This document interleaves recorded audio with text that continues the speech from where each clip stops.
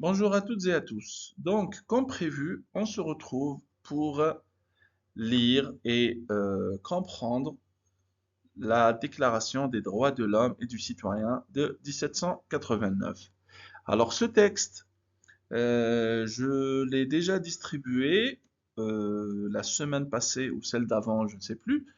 Donc, c'était le texte au verso euh, de la critique de Napoléon par Chateaubriand. Alors, je parle bien sûr aux étudiants du groupe 2, dont je suis en charge du TD de civilisation de la langue d'étude.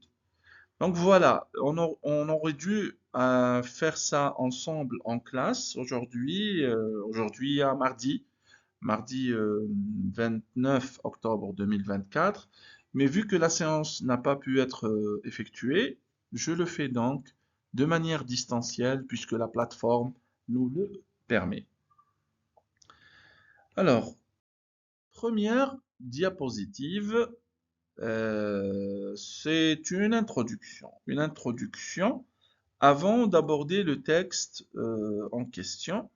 Alors, il s'agit d'un texte fondateur euh, qui a accompagné la Révolution française. Révolution française dont nous avons déjà parlé en long et en large lors des séances de cours précédentes et même aujourd'hui pendant la séance de cours. Donc, imaginez, on est à Paris en 1789, la Bastille vient de tomber aux mains des républicains, des révolutionnaires. La révolution touche d'abord Paris, puis le reste de la France, et au milieu de ce chaos, un groupe d'hommes faisant partie bien sûr du tiers-État, c'est-à-dire le peuple, ce sont les députés du tiers-État. Ce groupe rédige un texte qui va changer la France et par extension le monde. Ce texte, c'est la Déclaration des droits de l'homme et du citoyen. Un texte qui a donc aujourd'hui plus de 200 ans, mais qui a encore de l'influence aujourd'hui encore, puisque c'est un peu le texte à l'origine de la Déclaration universelle des droits de l'homme, euh, qui a été donc promulguée à l'ONU en 1948. Mais je parlerai de tout ça vers la fin. Donc, est-ce que vous êtes prêts à plonger dans le texte? Nous allons essayer ensemble de le décortiquer, de comprendre ses grands principes, son impact sur la France, sur le monde, et voir comment il résonne aujourd'hui encore dans nos vies. C'est parti pour le texte. Donc, je vais lire et expliquer en même temps ce texte qui commence par un préambule. Alors, le préambule est le suivant. Les représentants du peuple français, constitués en Assemblée nationale, considérant que l'ignorance, l'oubli ou le mépris des droits de l'homme sont les seules causes des malheurs publics et de la corruption des gouvernements, ont résolu d'exposer dans une déclaration solennelle les droits naturels, inaliénables et sacrés de l'homme, afin que cette déclaration, constamment présente à tous les membres du corps social, leur rappelle sans cesse leurs droits et leurs devoirs afin que les actes du pouvoir législatif et ceux du pouvoir exécutif, pouvant être à chaque instant comparés avec le but de toute institution politique, en soient plus respectés, afin que les réclamations des citoyens, fondées désormais sur des principes simples et incontestables, tournent toujours au maintien de la Constitution et au bonheur de tous. En conséquence, l'Assemblée nationale reconnaît et déclare, en présence et sous les auspices de l'être suprême, les droits suivants de l'homme et du citoyen. Tel est donc le préambule de, de ce texte. Alors, je vous rappelle que lorsque cette déclaration est rédigée, la France vient de sortir de la monarchie absolue. La monarchie absolue, rappelons-le, euh, est basée sur le principe selon lequel le roi a tous les pouvoirs, alors que le peuple n'a aucun pouvoir et aucun droit, sauf ceux qui lui sont accordés par le roi. Mais bien sûr, le XVIIIe siècle va voir émerger de nouvelles idées. Ce sont les idées des auteurs des Lumières. Et parmi ces idées, l'une des principales idées qu'on va retrouver dans cette Déclaration des droits de l'homme, l'idée de liberté, l'idée d'égalité, et ces idées vont se répandre. Donc, ça donne bien sûr la Révolution française, et dans ce contexte de chaos et de bouillonnement, l'Assemblée nationale constituée, alors je vous avais bien expliqué que le tiers-État se constitue Assemblée nationale par opposition au système qui donnait plus de pouvoir au vote et aux voix des aristocrates et du clergé. Donc le tiers-État se déclare comme Assemblée nationale et c'est le tiers-État qui rédige cette déclaration des droits de l'homme et du citoyen. Ce texte va mettre l'accent et proclamer bien sûr des droits fondamentaux. Le mot dans le préambule est inaliénable pour tous les citoyens français. Et donc, on remarque que dans ce préambule, l'accent est mis sur euh, l'affichage de ces droits. On voudrait que les droits qui vont être mentionnés dans cette déclaration, le terme utilisé ici est solennel. Alors, j'essaie d'afficher, je ne sais pas si vous voyez le laser qui est en train de surligner le mot solennel, donc ayant un caractère officiel, et ces droits sont qualifiés de naturels. Donc, pour l'Assemblée nationale, les droits des individus sont des droits naturels, c'est-à-dire que c'est la nature qui a doté les individus, les citoyens, les humains de ces droits. Alors rappelons que le terme homme dans la Déclaration des droits de l'homme est écrit avec un H majuscule, autrement dit, il concerne l'espèce humaine et non pas les hommes par opposition aux femmes. Donc c'est une déclaration qui concerne aussi bien les hommes que les femmes. Alors, ce qu'il faut retenir du préambule aussi, c'est que, euh, bon, alors, on soit plus respecté, afin que les réclamations des citoyens fondées désormais sur des principes simples et incontestables tournent toujours au maintien de la Constitution et au bonheur de tous. Autrement dit, si les citoyens, les individus sentent que leurs droits ne sont pas garantis ou respectés par le pouvoir en place, ils peuvent, dans ce cas-là, en référer euh, à la justice et demander donc à ce qu'il y ait réparation. Et donc, enfin, dans la dernière partie, l'Assemblée nationale reconnaît et déclare en présence et sous les auspices de l'être suprême ici c'est bien sûr Dieu, les droits suivants de l'homme et du citoyen. Et donc, premier article de cette déclaration des droits de l'homme, les hommes naissent et demeurent libres et égaux en droit. Les distinctions sociales ne peuvent être fondées que sur l'utilité commune. Alors, qu'est-ce que cela signifie? C'est la base de tout en fait. Autrement dit, dès la naissance, tous les êtres humains sont libres. Aucun être humain ne peut naître en n'étant pas libre en France. Alors attention, ça concerne bien sûr la France, puisque l'esclavage est encore pratiqué à ce moment-là. Donc, si vous n'êtes pas français, la Déclaration des droits de l'homme et du citoyen ne vous concerne pas. Mais si vous êtes né en France, que vous êtes français, alors vous êtes libre. Et tous les citoyens ont les mêmes droits, personne n'est supérieur à une autre personne. Donc les individus ont, euh, sont à pied d'égalité, ils sont libres et devant la loi, bien sûr.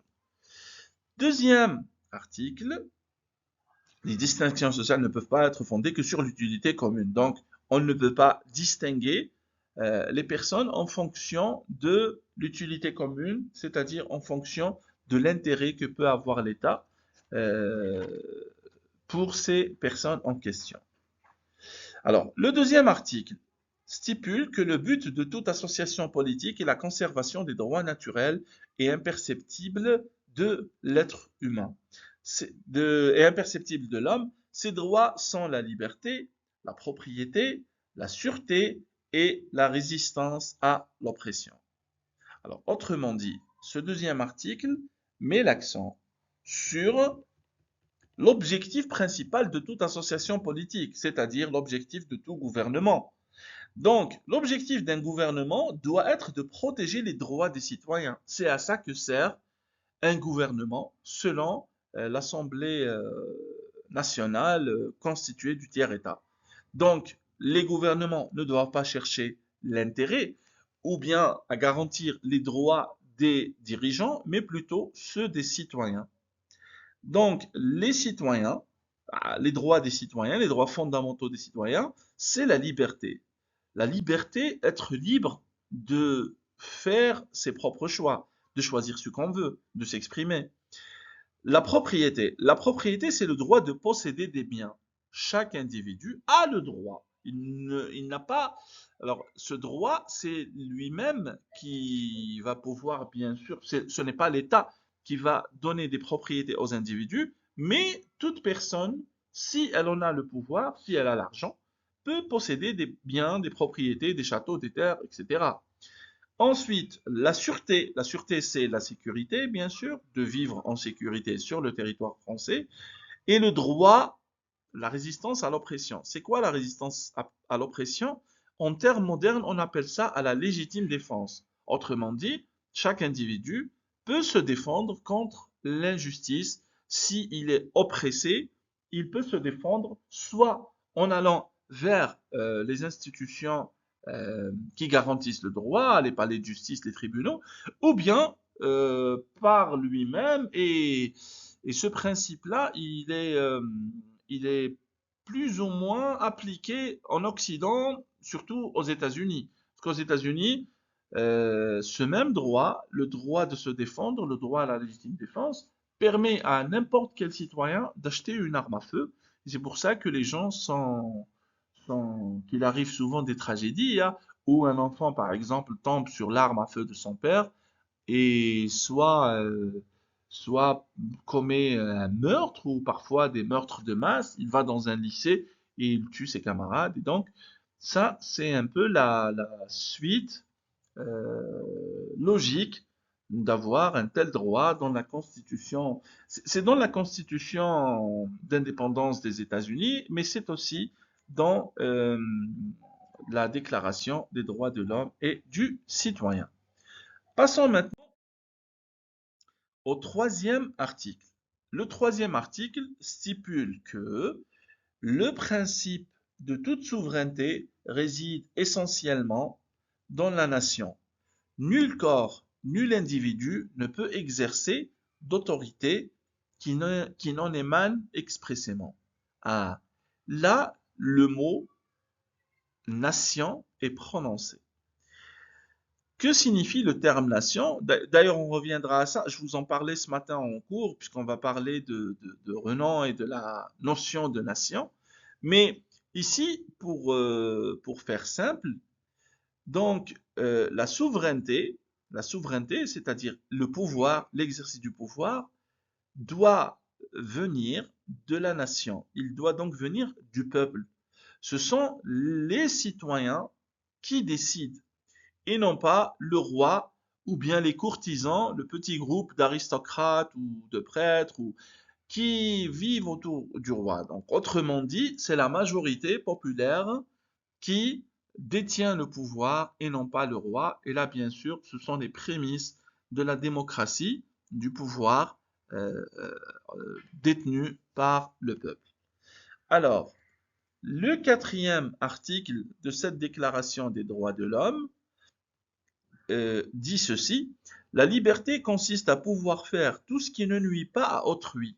Ainsi, l'exercice des droits naturels de chaque homme n'a de borne que celle qui assure aux autres membres de la société la jouissance de ces mêmes droits. Ces bornes, ces frontières, hein, ces bornes ne peuvent être déterminées que par la loi. Aïwa. Donc ici, l'idée est que la liberté, donc on est libre de faire ce qu'on veut, à condition de ne pas gêner les autres ou de leur faire du mal. Autrement dit, la liberté des uns s'arrête là où commence celle des autres. Donc, les frontières de la liberté de ce qu'on peut faire sont limitées, sont fixées par la loi. Et bien sûr, la loi va faire en sorte que les libertés n'empiètent pas les unes sur les autres. Par exemple, vous êtes libre d'écouter de la musique à condition que le volume de votre musique ne soit pas ou ne dérange pas votre voisin. Donc là, votre liberté vient d'empiéter sur sa quiétude, sur son calme, sur son sommeil, etc. Et vous pouvez mesurer, enfin, on peut appliquer ça à tous les domaines. Donc, le quatrième article concerne les limites de la liberté qui sont fixées par la loi. Cinquième article de la Constitution, la loi n'a le droit de défendre que les actions nuisibles à la société. Tout ce qui n'est pas défendu par la loi ne peut être empêché et nul ne peut être contraint à faire ce qu'elle n'ordonne pas. Donc, après la liberté, c'est les prérogatives de la loi qui sont au sujet du cinquième article. Ça veut dire que la loi existe pour interdire ce qui est dangereux pour la société. Les actions nuisibles à la société, c'est ce qui est dangereux, c'est ce qui est préjudiciable à la société. Donc, la loi n'est pas là uniquement pour nous embêter, pour rien. Non, les lois doivent être promulguées avec l'objectif d'interdire ce qui est dangereux, ce qui est nuisible à la société. On ne peut pas, par exemple, être puni pour quelque chose qui n'est pas interdit par la loi. Si la loi l'autorise, on peut le faire. Et c'est une manière, donc, l'article 5 est une manière de dire que plus la loi est solidement construite et bâtie, plus la justice sera efficace en société. Toujours autour de la loi, l'article 6 va dire la loi est l'expression de la volonté générale. Tous les citoyens ont droit de concourir personnellement ou par leurs représentants à sa formation, donc à la formation des lois. Elle doit être la même pour tous, soit qu'elle protège ou qu'elle punisse. Alors ça, c'est très important. D'où viennent les lois? Donc cet article stipule et insiste sur l'origine des lois. Et donc, ce qui est dit ici, c'est que la loi doit refléter la volonté générale, c'est-à-dire ce que veut le peuple. C'est le peuple qui dicte les lois. Et tous les citoyens doivent être capables, ils doivent pouvoir participer à l'élaboration des différentes lois, ou bien directement, s'il y a par exemple des référendums, s'il y a un vote pour euh, par exemple, pour actualiser ou réformer certaines lois, ou bien par l'intermédiaire des représentants qui sont les députés à l'Assemblée nationale.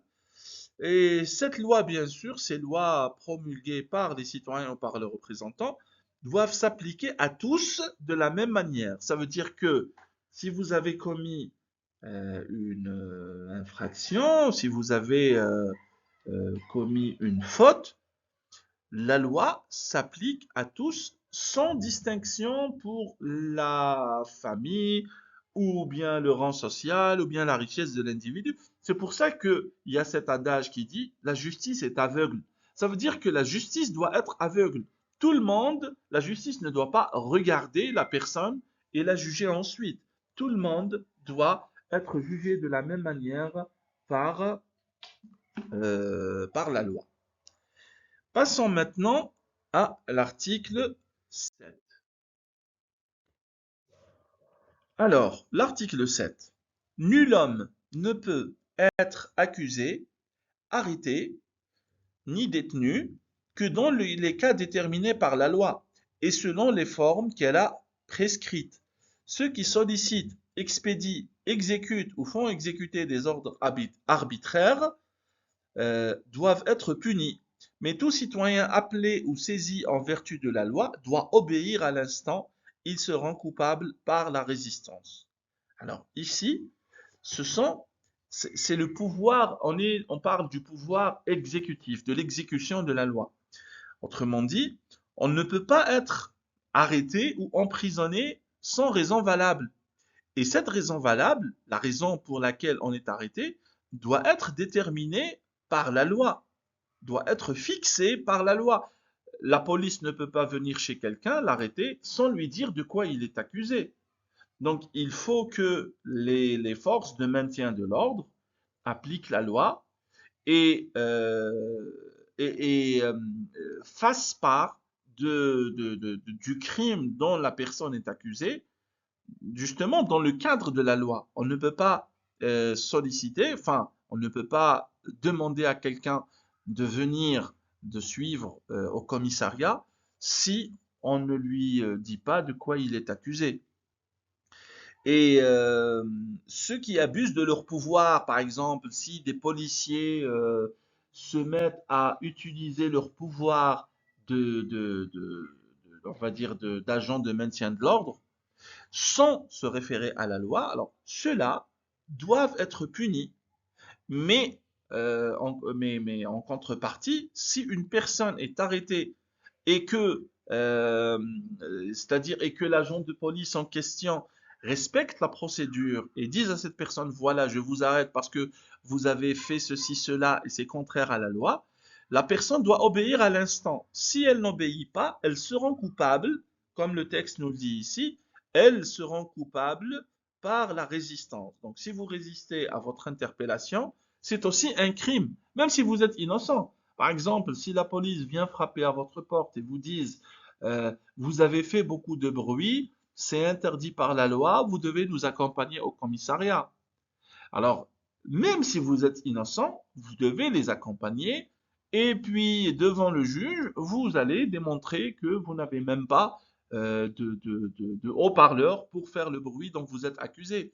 Mais le fait de résister à la loi et de refuser de suivre donne le droit, par exemple, aux agents de maintien de l'ordre, aux policiers, aux gendarmes, de vous y emmener par la force et de vous accuser. C'est une nouvelle accusation qui est de résistance à un agent en service, etc. Et donc, c'est ce que l'article 7 stipule. On ne peut pas arrêter arbitrairement les gens, c'est-à-dire selon nos grés, selon nos désirs, et ceux qui abusent de leur pouvoir doivent être punis, et ceux qui résistent à l'application de la loi doivent aussi être punis. Alors l'article 8.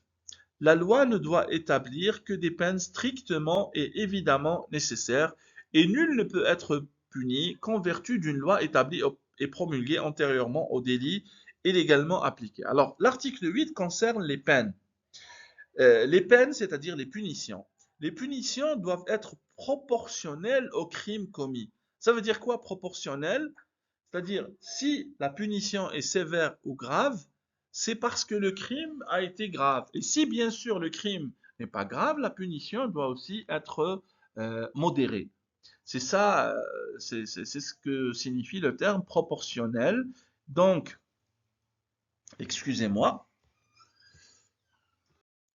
je disais donc que l'application doit être proportionnelle au crime commis et on ne peut pas être puni pour quelque chose qui n'était pas interdit au moment où on l'a fait. Et c'est ça la deuxième partie de l'article.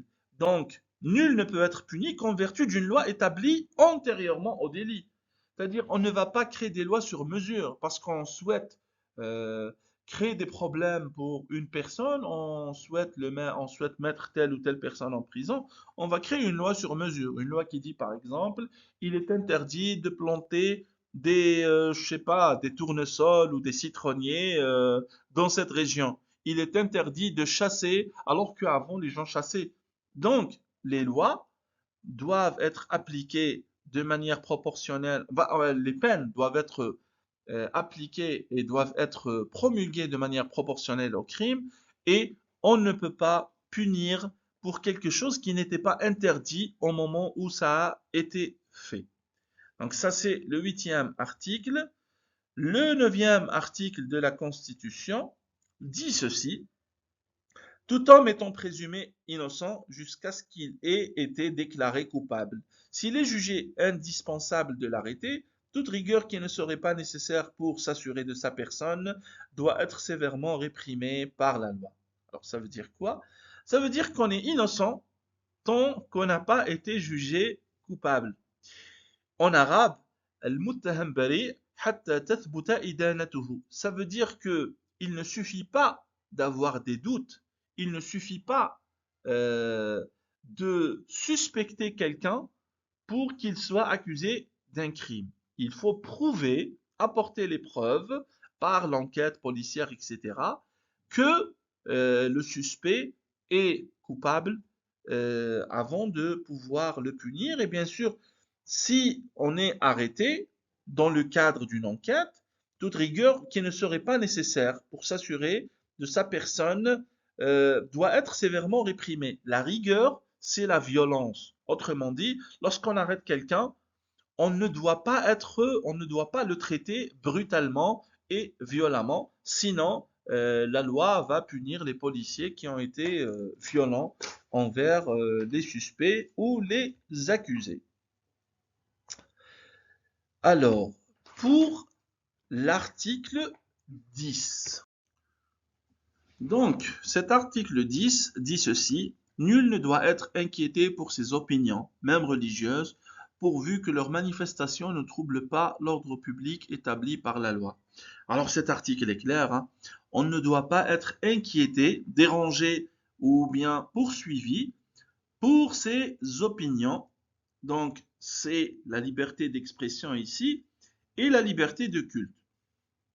On a le droit de penser ce qu'on veut, de croire en ce qu'on veut, tant que cela ne trouble pas l'ordre public, ça veut dire ne mette pas la pagaille. Autrement dit, vous êtes libre de croire en ce que vous voulez, du moment que cela ne gêne pas la société ou l'opinion publique. Par exemple, puisqu'on parle du contexte français, vous avez très bien le droit d'être, par exemple, musulman, ou juif, ou bouddhiste, mais cela relève de votre liberté personnelle.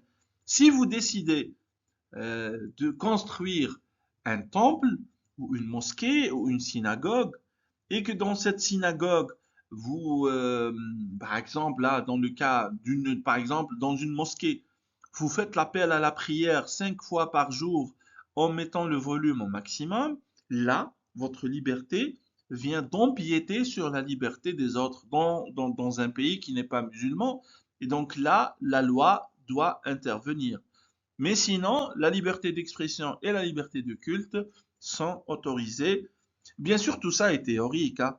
Cet article 10, la liberté d'expression et la liberté de culte, en 1789, on a très bien vu comment les choses ont dérapé par la suite avec la terreur, avec les différents gouvernements et les différentes orientations politiques en France. Donc, c'est une déclaration des droits de l'homme théorique, idéale. Son application va connaître quelques difficultés. Donc, nous passons à l'article 11. La libre communication des pensées et des opinions est un des droits les plus précieux de l'homme. Tout citoyen peut donc parler, écrire, imprimer librement, sauf à répondre de l'abus de cette liberté dans les cas déterminés par la loi. C'est un peu la même idée, mais cette fois-ci, ça concerne la communication. Oh, donc, la presse, ou bien les livres, ou la publication, etc. On a le droit de s'exprimer librement, que ce soit à l'oral, ou bien à l'écrit, mais attention, il y a des limites. On ne peut pas dire n'importe quoi. Par exemple, euh, là encore, c'est l'histoire de la liberté des uns qui prend fin là où commence celle des autres. On ne peut pas, par exemple, inciter à la violence. On ne peut pas écrire un livre dans lequel on dit je ne sais pas, il faut tuer tous les monarchistes ou bien il faut tuer tous les républicain. Là, votre liberté de penser ou votre liberté de dire ou d'écrire vient de devenir une arme dangereuse et là donc la loi va aussi intervenir pour y mettre un terme l'expression c'est l'abus de cette liberté. Si vous abusez de cette liberté, la loi, si vous dépassez, on va dire, les limites de la loi devra intervenir. L'article 12. Alors, l'article 12 concerne la police. La garantie des droits de l'homme et du citoyen nécessite une force publique. Cette force est donc instituée pour l'avantage de tous et non pour l'utilité particulière de ceux auxquels elle est confiée. D'accord, alors, la garantie des droits de l'homme et du citoyen, ça veut dire la garantie des droits et l'application des lois nécessite une force publique, un corps, pas un corps, le corps humain, mais un corps, un ensemble de fonctionnaires publics qui ont pour charge d'appliquer les lois et de garantir les droits. Mais attention, cette police ou cette armée sont là pour protéger tout le monde et non pas pour servir uniquement les intérêts des plus puissants, du gouvernement, du roi. Donc, ils doivent être au service de tous, protéger et servir. Alors, l'article 13 de cette Constitution, et plutôt de cette Déclaration des droits de l'homme et du citoyen, stipule que pour l'entretien de la force publique, donc de la police, et pour les dépenses de l'administration, une contribution commune est indispensable. Elle doit être également répartie entre tous les citoyens en raison de leurs facultés. Donc, cet article concerne les taxes. Pour que la police soit payée, pour que les administrations fonctionnent, il faut de l'argent. Et tout le monde doit participer en fonction de ses moyens. Autrement dit, tout le monde ne sera pas taxé de la même manière, que vous soyez riche ou pauvre. Le pourcentage de la taxe va varier en fonction de votre statut social. L'article 14 dit que tous les citoyens ont le droit de constater par eux-mêmes ou par leurs représentants la nécessité de la contribution publique, de la consentir librement, d'en suivre l'emploi et d'en déterminer la quantité. La quantité ici, je suis désolé pour cette faute de frappe, l'assiette, le recouvrement et la durée. Alors, ça concerne toujours les taxes. Alors, ça veut dire quoi? Les citoyens ont le droit de savoir à quoi sert l'argent public, à quoi servent les taxes qu'ils payent. Alors, bien sûr, le droit de savoir, c'est soit par eux-mêmes, soit par les organismes de diffusion de l'information de l'État, le journal officiel, soit par leurs députés. En tout cas, tout le monde peut demander des comptes à l'État. Et donc, cet article insiste sur la transparence de la gestion de l'argent de l'État. Comment l'argent est utilisé, comment il est distribué, qui touche combien, quel est le salaire de tel député, de tel, etc. Donc, rien n'est caché, tout doit être visible aux mains, plutôt aux yeux du peuple. L'article 15 maintenant, la société a le droit de demander compte à tout agent public de son administration. Waouh, ça c'est dans un monde idéal. Ça veut dire quoi? Que les personnes qui travaillent pour l'État, n'importe qui, tout fonctionnaire, qu'il s'agisse de l'enseignant, du médecin, du policier, du gendarme, toute personne qui travaille pour l'État doit rendre compte aux citoyens sur la façon dont elle gère les affaires publiques. Autrement dit, il n'y a pas de secret de la fonction. Là, donc, un peu comme pour le principe précédent, celui lié à l'argent, tout doit être visible et tout doit être transparent aux yeux de tous. Passons maintenant à l'article 16, l'avant-dernier article de cette déclaration. J'ai failli dire constitution. Alors, toute société dans laquelle la garantie des droits n'est pas assurée, ni la séparation des pouvoirs déterminée, n'a point de constitution. Alors, qu'est-ce que cela veut dire? Ça veut dire que si la France, toute société, on parle bien sûr de société française, hein, si la France ne respecte pas les droits de l'homme, la France ou un autre pays, hein, si les droits de l'homme ne sont pas respectés et si les pouvoirs ne sont pas séparés, là bien sûr on parle du pouvoir exécutif, du pouvoir législatif et du pouvoir, alors le troisième pouvoir, alors on a l'exécutif, euh, bof, voilà. Il y a trois pouvoirs qu'il faut séparer. Je n'ai pas tout de suite en tête. Je sais qu'il y a le législatif, l'exécutif et un autre pouvoir. Donc, si l'exercice du pouvoir n'est pas garanti, si les droits du citoyen ne sont pas respectés, alors on ne peut pas dire que ce pays est une démocratie, mais que c'est plutôt une dictature ou bien un système totalitaire ou une monarchie absolue. Donc, pour qu'on puisse parler de démocratie, il faut que la séparation des pouvoirs soit appliquée et que les droits des citoyens soient respectés. Et nous passons enfin au dernier article judiciaire. Voilà, tout à l'heure je parlais des trois droits, donc le législatif, ceux qui élaborent les lois, l'exécutif, ceux qui appliquent les lois, et bien sûr le pouvoir judiciaire, c'est la sanction en cas de non-respect des lois, les peines et les sanctions en cas de non-respect des lois. Je ne sais pas si vous connaissez déjà, si vous avez déjà vu ça, hein, enfin, pendant votre cursus au lycée. Moi, je me rappelle bien qu'on avait parlé de ça, enfin, السلطة التشريعية والسلطة التنفيذية والسلطة القضائية. Donc, nous passons maintenant au dernier article de cette Déclaration des droits de l'homme. La propriété étant un droit inviolable et sacré, nul ne peut en être privé, si ce n'est lorsque la nécessité publique, légalement constatée, l'exige évidemment, et sous la condition d'une juste et préalable indemnité. Alors, on revient au droit à la propriété, et l'article 17 stipule que on a bien sûr le droit de posséder des biens, comme on l'a déjà vu, je crois, dans l'article 5. Mais dans certains cas exceptionnels, par exemple, l'État peut nous obliger à lui céder notre propriété, à lui vendre notre terrain.